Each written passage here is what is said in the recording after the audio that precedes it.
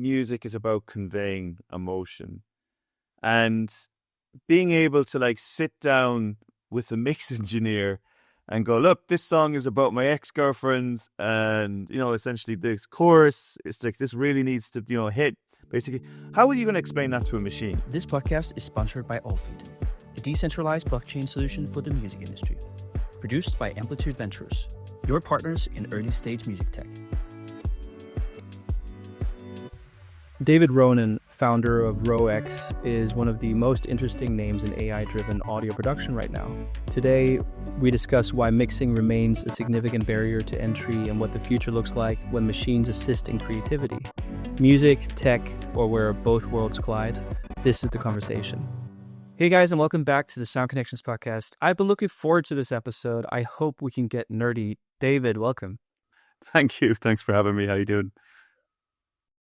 Yeah, I'm preempting this conversation. Let's see how nerdy it gets. But David, you work with something really interesting. You have a company called RoEx.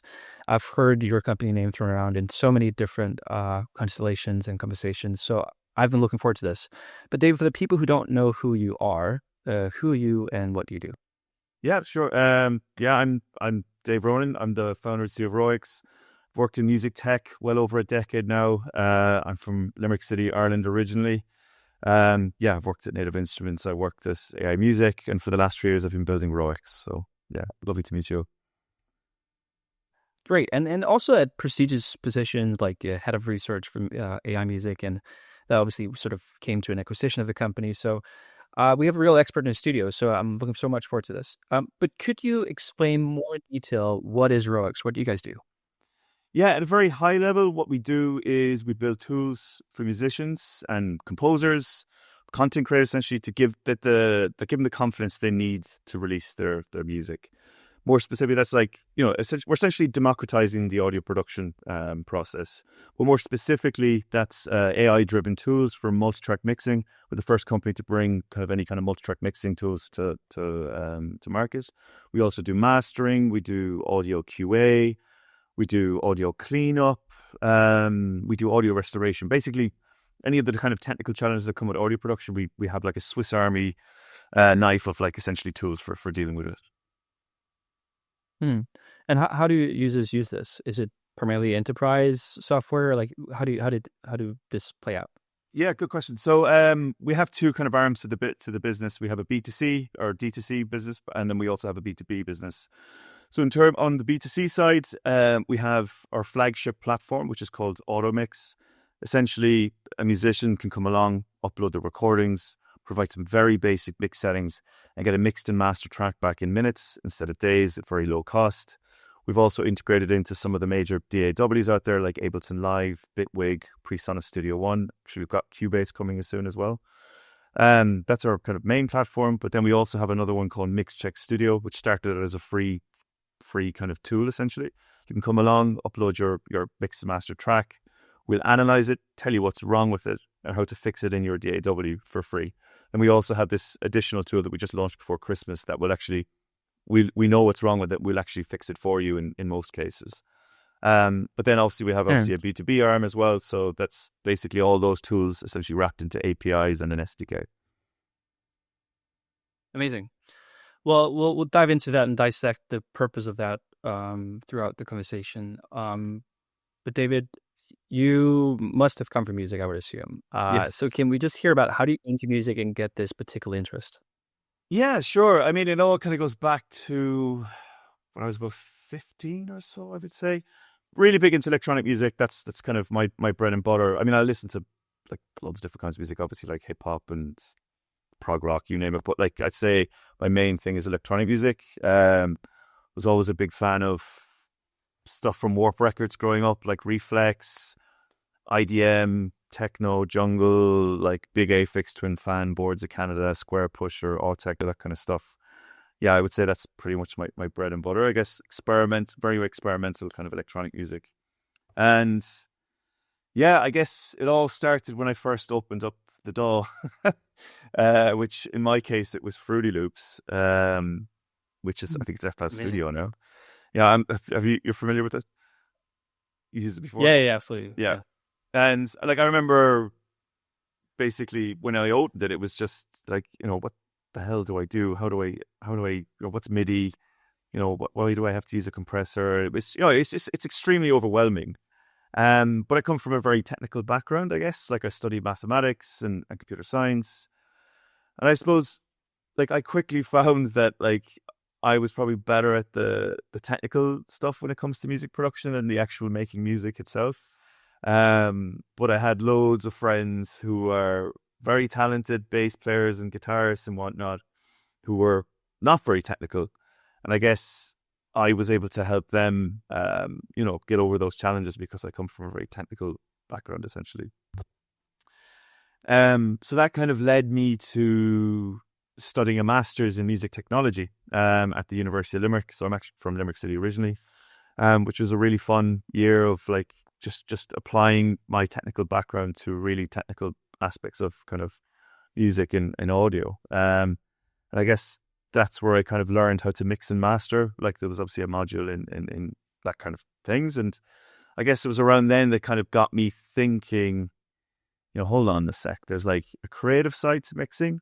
And then there's like there's a lot of this parts of it that aren't necessarily creative. They're more kind of like mechanical things you have to do. And that kind of got me thinking then, because I mean, AI hadn't become, center focused then. It was like very kind of early stages of them. That would have been like 2010, I think. So yeah, it's gone back a bit, but like that's kind of where I suppose everything kind of started, I would say. Yeah. And it's interesting. And, I have a lot of opinions about music production, audio engineering. That's sort of my academic background. And the first part of my career was also sort of my life. And I think it's very interesting. And I'll just make a commentary about sort of AI in general. Now we're not talking about necessarily what you work with, but AI in general and how it's disrupting the perception or process of music production and all the subsequent steps or steps before that when releases come out. And things are changing. Like my own story is, I start with music fairly late. I was 17. I didn't really have a relationship with music, and I fell in love with producing and mixing for some reason. It was a weird angle. But I produced a lot of music, and ultimately I stopped when I was 25 because I couldn't make enough money because I was very, very good at my craft, but ultimately I needed to pay musicians to come and produce music. So I abandoned it just because this is not going to be my livelihood, because I might get really good at, executive producing, at like this traditional kind of producer. But that's not financially, viable. Ended up being an entrepreneur. I'm happy with that. But the problem is that the barrier of entry for music production, audio processing, creating music is so incredibly high. It's Yes. really still to this day. And which means that you need to go through these traditional years of craftsmanship in order to get even a close to like okay commercial product. Like I know people who have been doing it professionally for 10 years, and I still look at hear the stuff. I'm like, yeah, ish, maybe. I don't know. Like it is that hard, as a craft. Totally. And so there is some things that definitely could be addressed, I guess, in the accessibility. What's your philosophy behind that? Like, when it comes to the barrier of entry, what you're working with, what do you want to achieve?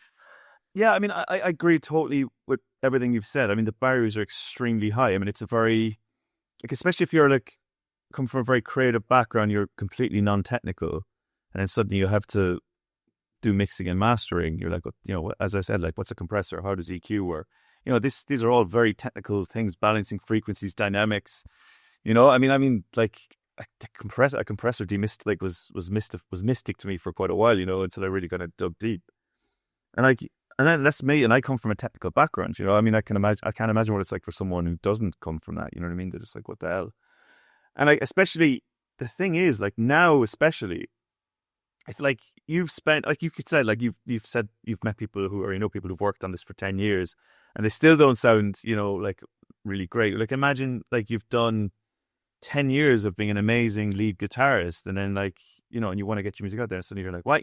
I have to do another couple of years learning how to mix and master for this to sound good. That's like, it's not really sustainable. So I guess in a way that's kind of like what we've been doing is to kind of lower those barriers, to make mixing easy, to be able to get to a rough mix, or I mean, I don't like. I think to get you to a rough mix as quick as possible, basically, so you can send it to someone, get some feedback, and it doesn't sound like absolute crap, essentially.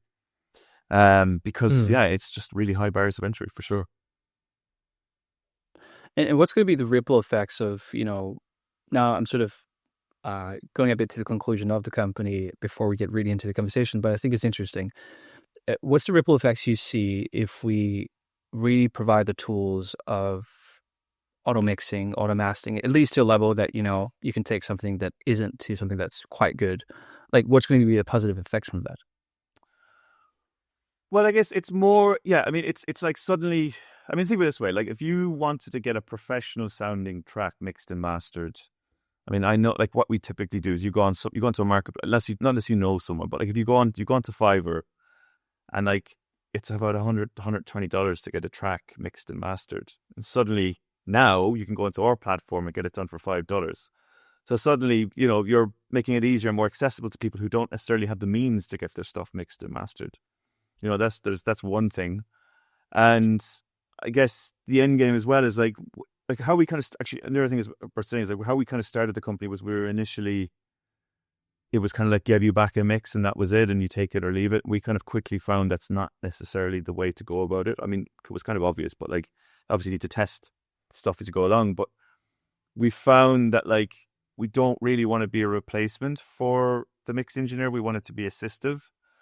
So essentially now the Right. tool is very much an assistive tool. It'll get you to where you need to be. It'll do all the kind of the kind of the mechanical stuff. Like, it'll bring you to like the 90% point, and then leaves that 10% there for you to be creative. Essentially, like, the whole point of the tool is like, give you more time to be creative, because that's the fun stuff. And it removes all the kind of like mechanical boring stuff, essentially. I think that's kind of been the kind of ethos of what we do, essentially. I might be asking a bit hard, maybe a bit cheeky question, but I'm curious about this. Um, so let's just assume that achieving the perfect mix using AI was possible. Mm-hmm. Why? Well, let me frame the question a bit differently. Why is your purpose not to achieve the perfect mix? Is it because of the technical limitations? Is it because the sort of industry impact? Is it the business model, that wouldn't hold up? Like, why are you talking about assisting versus, a complete, exchange? Yeah, I agree. Good question. So, the thing is, mixing is so subjective. And the other thing is, like, ultimately, music is about conveying emotion. And Hmm. being able to, like, sit down with a mix engineer and go, look, this song is about my ex-girlfriend. And, essentially, this chorus, it's like, this really needs to, hit. Basically, how are you going to explain that to a machine? You know what I mean? Like, it doesn't really translate. So I think if a mixer can suddenly go, look, I can just ditch it, get the mix to like the 90% point, and then they're talking to that artist and go, they're just doing that extra 10%. That's a win. You know what I mean? That's essentially, you're retaining the human element, you're retaining the artistry, the emotion is still there. I think that's the more desirable outcome, essentially keeping the human in the loop, because music is a human thing. You know what I mean? So, to some degree, how I hear your answer is that your assumption is that technology will not be able to, or is very far from changing the place of the uh, interpretation of the human Yeah. and putting that into the mix. Questions that I just saw a new a video model launched yesterday in China, and one of the big promises from their side is prompt adherence. Is Is that what, sir? what you convey, prompt adherence. So what you convey in your prompt, Right. in your writing, is the output stays very true to that. So if we talk about the concept of prompt adherence when it comes to audio mixing, again, just assuming hypothetically everything is possible, Yeah. don't you think that conveyance could be translated through AI? Maybe for a very simple mix, but I just think there's so many elements and so many things kind of interacting and moving within music, essentially. You know what I mean? It's not just like the how things sound good and how polished they sound. It's like, where the melody sits, when the melody plays, that kind of thing, how they kind of sit in the mix as well, I think is important. I mean, theoretically, yes. I mean, if you take the limit of whatever it out to it goes, I mean, I'm sure it could at some point, but I don't know if we're anywhere near it at this point. But I could be wrong. Who knows what's going to come out in the next 5 years? The way things are moving so fast right now, I think it's entirely possible. That's the other thing. Hmm. We'll go back to its story in a minute, but again, I said I was looking forward to the nerdy talk, so I'll just continue a bit on that angle. We had a really interesting guest here I guess a year ago, a professor in neurology, and he was speaking about the perception of music when it came to AI, and we talked about a few points. And he said one of the big things of perception of music is acoustics, and theoretically, AI can achieve optimal acoustics when it comes to compared to human produced music. And then there's the sort of the cultural understanding or the association to the cultural understanding, which AI will struggle with if it's exclaimed that this is not human. But again, if it is not, let's say again, we're just hypothetically, if everything was mixed perfectly by AI, and people didn't know that necessarily wouldn't touch that. So the cultural understanding of who made this, what was the context, what was the process. And then the last thing he talked about is what is the community engagement around it. So, and again, in my, when we talked about music, he talked about obviously fandom and subcultures where that would be where AI would really struggle because that is basically very, very human. But when it comes to mixing, is that a thing? Is there a community aspect for the listener, for the fan, where community and the process of mixing really implicates that? Or is AI in mixing able to really work in all those three areas and not take away worth of the end user's perspective? Yeah, I mean, it's interesting because I did some research before. I mean, actually. So I did a research paper when I was doing my PhD, and it was basically about the emotional impact that mixing has on people. And what was interesting about it was that unless you have critical listening skills of, say, a mix engineer or someone who's worked in kind of audio, you might not basically what I'm trying to say, actually just step back, is to the 90% of people who don't have critical listening skills, the emotional impact of mixing might not necessarily have much of an effect, but it does on people who do have those skills. So maybe this kind of stuff would work for having a good mix might not be that apparent to basically the general public, but the people who do really understand the listening music will definitely notice the difference, essentially. So I think that would be, one way to look at it. It's very interesting. We'll touch more on it. We'll go back to your story because obviously that's also a really big part of this conversation. Okay, so you sort of went into audio engineering, got really curious about that, but where did the career actually start with, carrying out your research or the practicalities of what you were working on?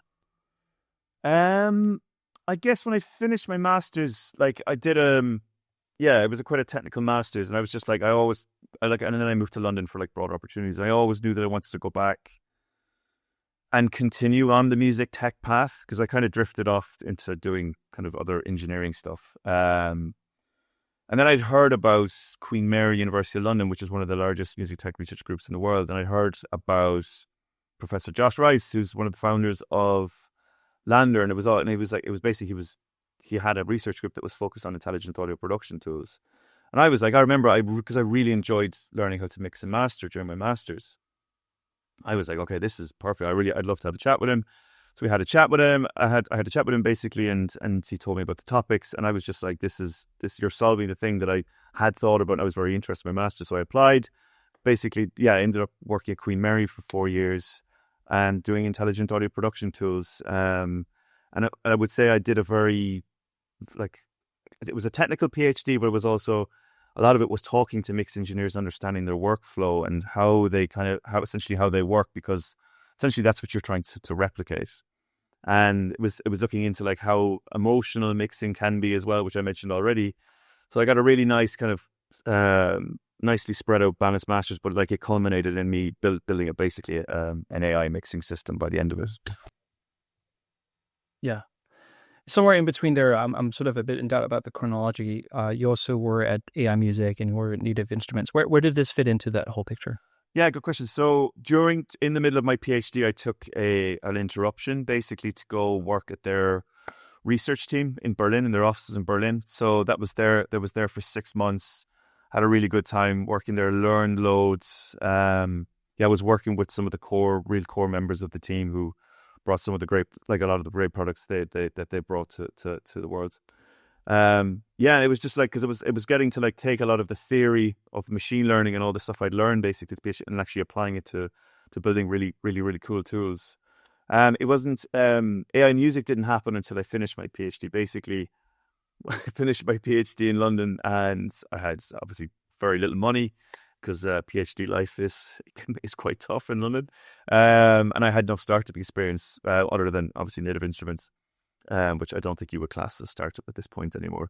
But yeah, I was there for 4.5 years as their head of research, which was, yeah, it was amazing because I got in right at the start.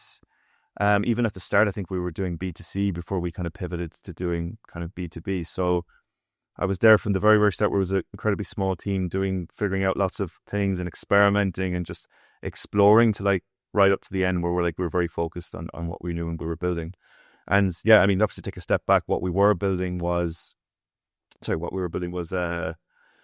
systems for generating music, but like it wasn't like the Gen AI systems that we know today, like Suno and Audoo.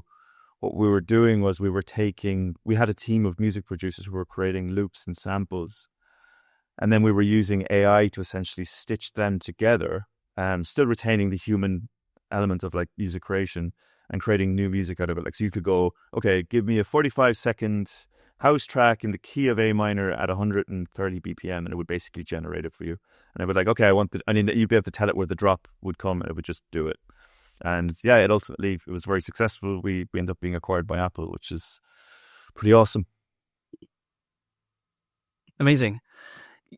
That's great. And I've tried to study that story, and in all honesty, I've been a bit confused about AI music. Like, I think I haven't really fully understood, I guess because you've pivoted and I'm trying to do my own research, but it also seems like, for me from the outside, and I might be wrong here, that it's almost like a happenstance kind of company where like building something, then you just became really good at it, and then the acquisition, for me, I just don't see the sort of logical startup journey transition there. Was just you built so good tech that was interesting, or what was the incentive there? Yeah, I mean, I guess we were unique in that, like, I think a lot of the other companies at the time in the space, like you had Juke Deck, you had Amper, what was it? There was another one I can't remember off the top of my head now. They took a very different route to us. I think they were kind of composing. They were going like using AI to basically compose and generate MIDI, where we didn't go down that route at all. We went very much like, okay, we're going to take human composed music and make it stitched together, like I said. So that retains the human element of it. And I think it didn't sound like a computer essentially had made it, which I think that was what really, I think stood to us. Like that was the kind of like made us kind of stand out essentially. Yeah, and I think like how we were promoting it and how we were kind of getting it out there was we had a YouTube channel which was just broadcasting like this music 24/7, and I think that's how basically. And that was just this is like, look, this is our music, and you could listen to it like, and it would just be constantly evolving and changing. Like we had a lo-fi, of course. We had a lo-fi hip hop channel. We had a house channel. I can't remember now. It's a few years back. Yeah, we basically all these different genres, and we're just pumping it out 24/7. And I think that's how it was discovered, basically. And we're like, wow, this sounds really good. And you know, they were obviously able to dip in at any time of the day, and the music would be completely different. It would evolve. Like we were doing, and like we were like, because we were able to generate the tracks at any kind of length or any kind of genre, or key or tempo we wanted. We'd also put in these kind of like really crazy DJ effects. So like it was just like a big, insane, long 24/7 DJ set essentially. Yeah, and I guess that's kind of how it came to be and how we kind of, I think we got discovered essentially.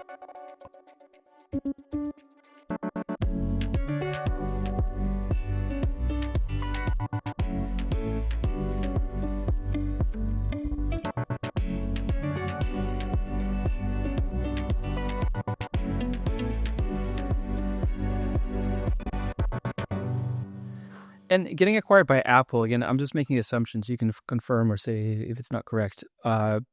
I would understand that as, they would acquire for technology rather than, revenue per se. Like there's something about what you guys did that was interesting for them. And obviously, research is a big part of that. So what was the incentive? I don't know if you can commentary that in specifics. Like, why would they be interested in acquiring this?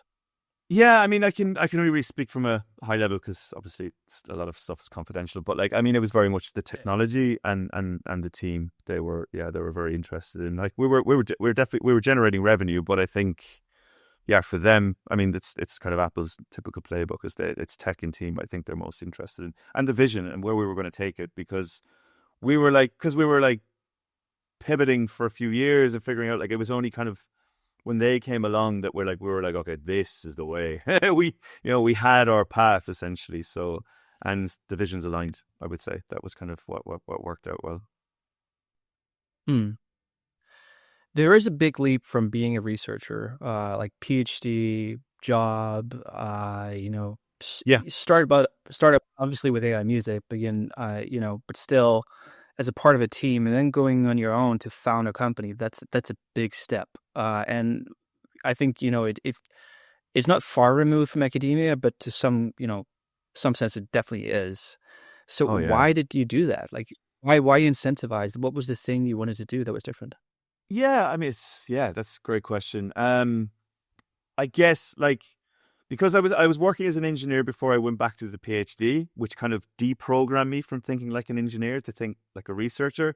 And then when I went back to AI music, it kind of reprogrammed me, or depro, I don't know where we were talking, to be more of an engineer than I was a researcher, but still having that kind of research background essentially and knowing the right questions to ask and really understanding the technology.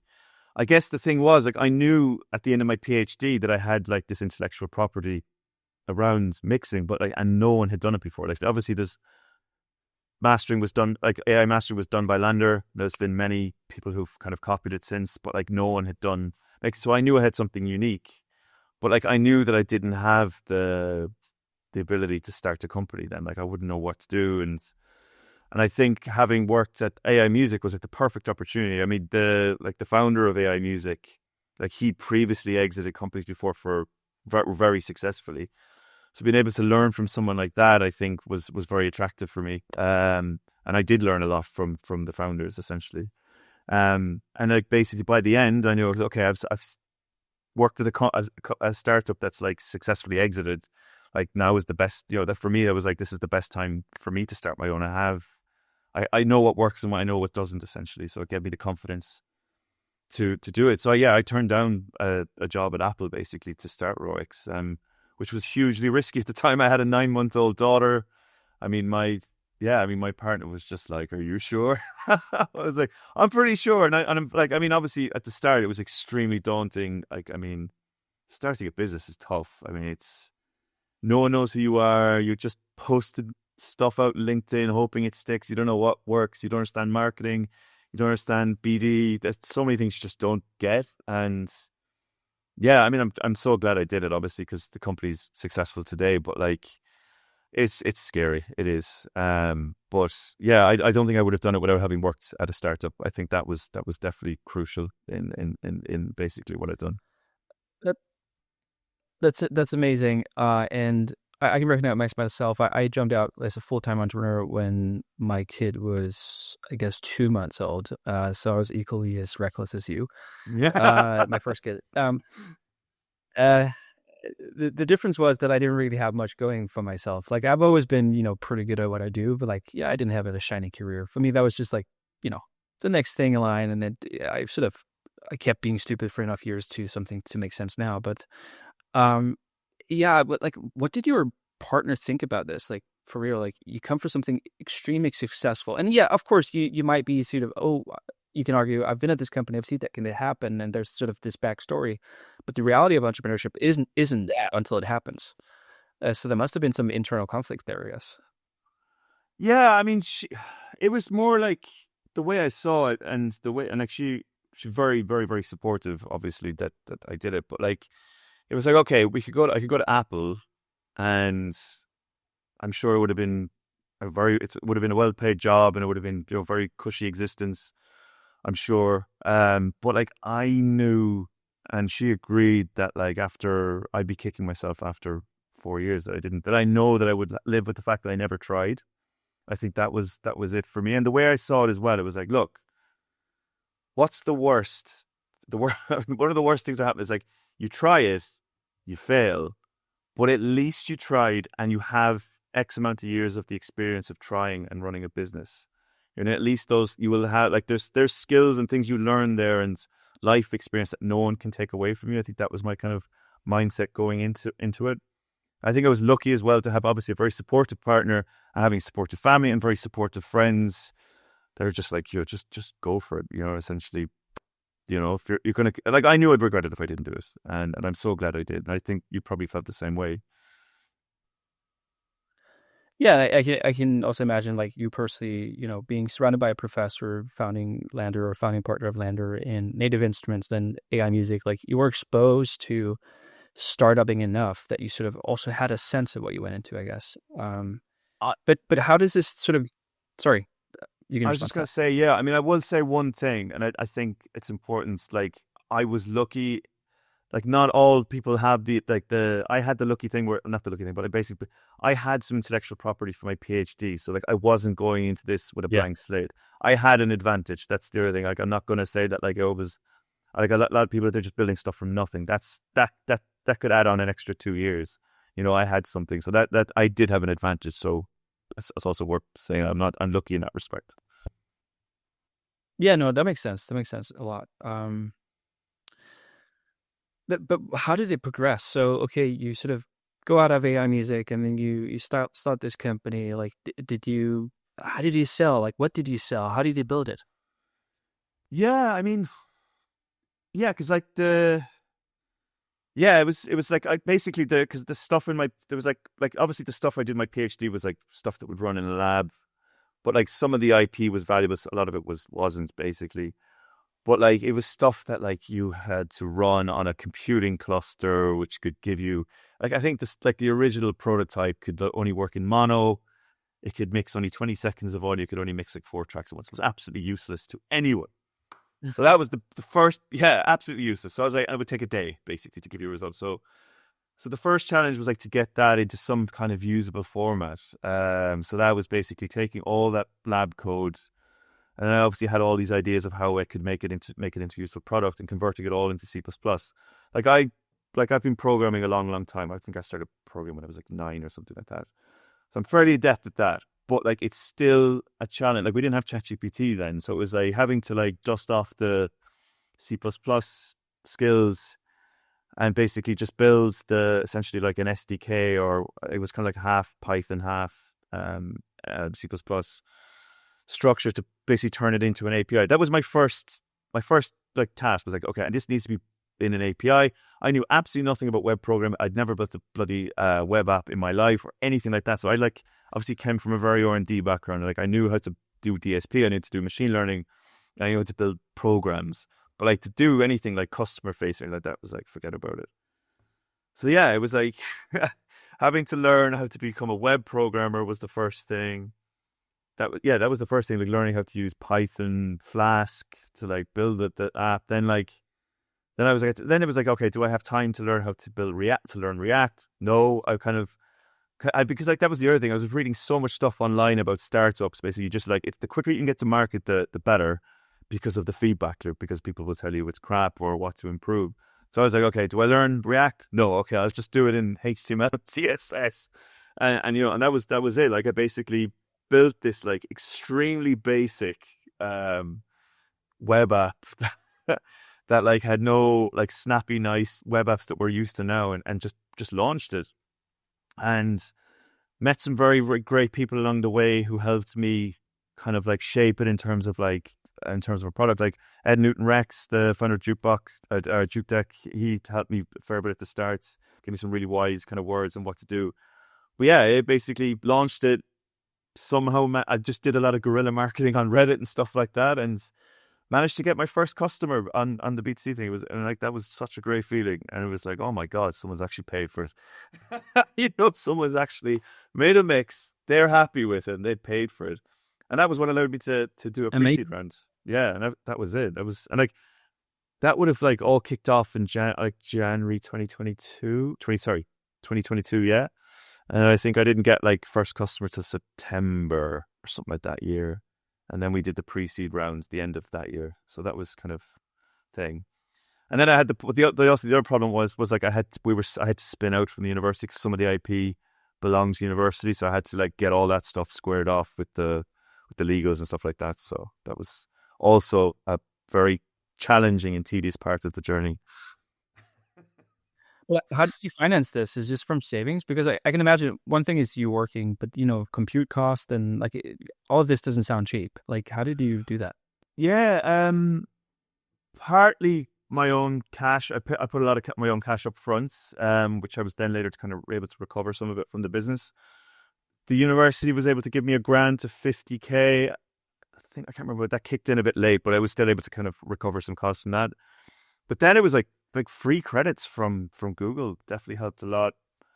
Yeah, I mean, Okay. it was mainly like the first year it was Dave eating ramen noodles, but not actually, but you know what I mean? It was like, it was like low cost living, I'm not like, I don't like, the only outgoings we really had was like nursery fees for our first daughter. So yeah, the first year was tough, but we made it work. So, but yeah, grants and And then you did our pre-seed funding. Sorry.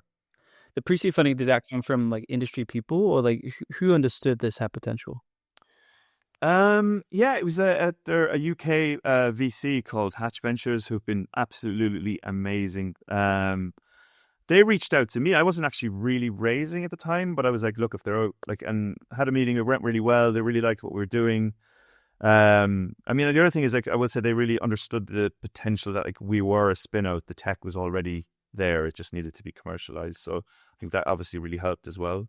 Yeah, and yeah, they introduced me to some other people in the music industry who gave me their blessings, which really helped as well. And they invested in the university then because the university was like, okay, there's actually institutional money here, will follow on. So they put in money as well, and it kind of just took off from there. And they've been really great, fantastic investors. If anyone, in the UK, I would really recommend reaching out to them because they're good. They're a good bunch. Amazing. One of the big questions that I'm sort of left with of this whole era of AI is the implication of the creators. And I've had many discussions about this on the podcast about sort of what is the creator implication when it comes to finances, the potential opportunities in the future for craftsmanship. And that has been very interesting and also, quite, one-sided to some degree conversations when it comes to like, Suno and Udio, like what's that going to happen? But this case is a bit particular, right? Because you basically it's a middleman function you're touching, and it's effectivization, and it's sort of making something from the rough to be a bit better as of right now. But what's your outlook on the consequences of mixing engineers on this type of technology being out there? I think that it will not be good for the people on Fiverr who are charging $120 per mix, but they're only just basically taking your multitracks and using some Ozone plugins and firing it back to you. I don't think it's going to be good for them because, and that's fair because they're just, they're not actually doing much craft. They're just basically running it through Ozone and whatnot. But I don't think it's going to affect people who are good at mixing and that's their craft, because think about it this, and I had I had an artist tell me that I thought it was beautiful because it makes so much sense. Is like if someone goes, okay, here's $2,000, this is for you to make your album, or 10 grand or whatever it is. It's art at the end of the day. You're not, okay, I've got 10 grand. I'm going to go hire the best mixer, the best mastering engineer I can with this to make it sound as good as possible, because my art is important to me. But if I can't afford it, in the case of most people, you can use something like our service. You know what I mean? So I don't think essentially it's our service is there for people who can't afford it, but it's also like if you can afford it and you do have the means to do it, you are going to just hire the best engineer you can. You know what I mean? You're going to work with the Rich Kellers or whoever in the world. You know what I mean? Hmm. No, I agree, and that's sort of the general sentiment we've had in the podcast. Sort of me playing devil's advocate on that is that really the biggest issue in the creator economy as of right now, which will also be even more so with AI in general, is the midsection. So again, I early in this interview referenced like 10 years of experience and still being, but people who are maybe master's level students in music technology that's trying to get a career from mixing. Yeah. They might previously have had some opportunities of like, okay, pay me 150 pounds and I'll do your mix, and they can make like a scramble living out of that can motivate a further career progression over time. Yeah. AI comes and disrupts that a lot. So what's your thought about that specific midsection? Yeah, but I think like I know where you're going with this. I mean, like, but I feel like these tools are there to make you go faster instead of actually doing the job for you. Suddenly, if you're able to get to the 90% point a lot quicker, and then you're doing the 10% of like just making sure it all sounds perfect for the artist, suddenly, right, normally you can do, I don't know, 10 mixes per week. Suddenly you're able to do 30 mixes per week. You can, and that's you're saving yourself time. That's more revenue essentially. If you're a freelancer and that's how you do it. So I don't think, I mean, it's like any tool, you know what I mean? Any of these tools, like when Ozone or any of those can be like, they made you go faster essentially. Like automation, like in the DAW, when the DAW came along, it's suddenly you're able to like automate all these things. It's, I think it, yeah, I mean, this is the thing. I don't think maybe some aspects of the job will go away. Maybe that's a good thing, but like, I don't think it's going to take away from the creative aspect of it. Hmm. Yeah, I think, to piggyback that statement, I think it could level the playing field. And let me explain this of why. I had a conversation with not on the podcast, but in a business context, a well-renowned mastering engineer. I'm not going to mention by name, but we were talking about their business, the business model, and sort of how they break it down. And what that person explained was that in reality, most of the master studio is a 5 to 10 minute thing. It's they have a setup that works really well. They usually speaking have clients has really great mixing engineers, and what people pay them for is their very specific angle, maybe their setup that oftentimes is like a chain of presets that sort of works, and then like an opinion that matters, and then that delivers a good result. But in reality, like most of the great both mixing engineers and mastering engineers gets quality that is already incredibly good. Mm-hmm. And their effort is very much the artistic touch or the quality stamp or the security. There's many elements there. Yeah. But in most of the midsection, it's really about making something that's okay to be good. Like, and there goes a lot of effort into that. So to some degree, agreeing with your statement, it could also just be the talk of just leveling the playing field, because this is how the pros work anyways. Yeah. They're not fixing stuff. They're enhancing what is already good. Yeah, but even so, like, it definitely levels the playing field for sure. But it does allow more room for creativity and expression. You know what I mean? It'll change how people mix. I was imagine they're spending more time actually doing the creative aspects of it than, they're suddenly like, okay, I can actually do more interesting things here and not actually having to deal with bloody setting all the kind of basic EQs and stuff like that, So it does, yeah, I think that would probably be the, culmination of it. No, I think that's really interesting because, again, that is where the bulk of time goes usually. It is the solving all the technical stuff. Like you can, I've done so much mixing, and I've worked with so many mix engineers. I've even been manager for 2 mix engineers. So I know the sort of the economics around it, and the amount of time they spend on just technical stuff, and then like maybe a fourth of the time they use in creative, it is ineffective. And at the end of the day, what is interesting is living out the vision of the artist. And the technicalities are oftentimes things you just need to get rid of. Like you need it to be balanced. You need it to, not sort of overlapping and, frequencies being mudded, or like you don't have space or dimensions. Like all these things, even though it sounds like it's a creative thing, really isn't. It is a technical thing. And there's so many things you can solve technically that will express itself in a stronger creative expression, but still the actual creativity happens in, okay, when things are taken care of, now I can think. Now This is it. You can play around. draw some, yeah. So I agree to that statement, and for me, it's also comforting hearing it from you because obviously, I wouldn't say I'm worried about the future for creators, but I'm very curious to see what it does, and it really happens. My reaction is very much of sympathy to some degree because I studied at some of the best conservatories in Europe, and I've seen my colleagues or whatever you want to call them, fellow students, working with the craft for 15 years, and the ones that does not have the adaptable mindset of what creativity will be in the future will be victims of Yeah. technology at large. And that's my worry. But again, that is also the nature of any technology in any industry throughout time.